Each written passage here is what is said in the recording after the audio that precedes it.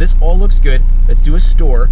The last thing I want to take a look at here is going to go in and do our spark timing tuning. So what we're going to do for this, try to optimize this to hit maximum brake torque. Maximum brake torque is when we have our spark timing optimized so that the peak cylinder pressure is pushing down on the piston and rod assembly about 15 to 20 degrees after top dead center. So we're going to vary this point and figure out what value gets us the maximum brake torque while watching a live torque output here on the dyno.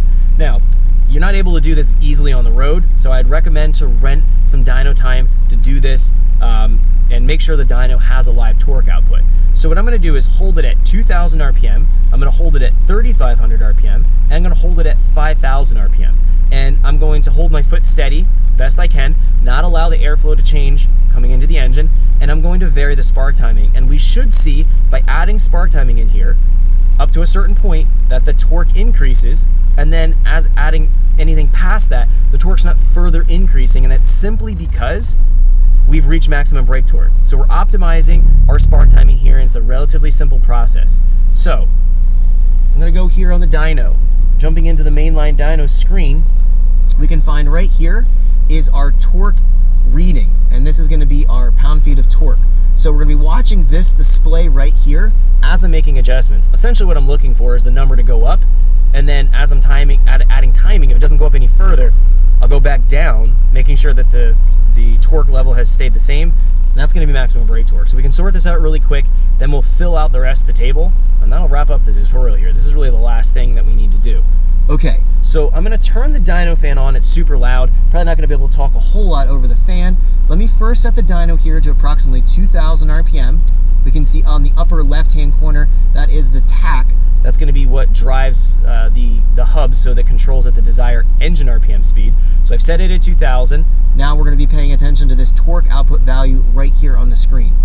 All right, let me start to drive it, and I'm gonna try to get into a position where I have a steady throttle. That's important, and then we'll start to make these changes and then wrap up everything here for the tuning process. All right, hit the fan on for the dyno.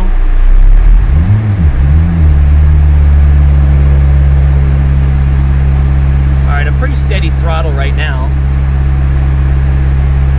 I'm gonna watch the dyno display. It's going up a little bit. Let's go to 24 degrees.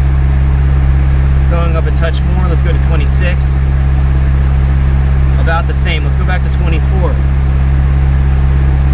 Okay, that looks pretty good. Let's go to 3,000 RPM. 3,500. All right, we're at 3,500.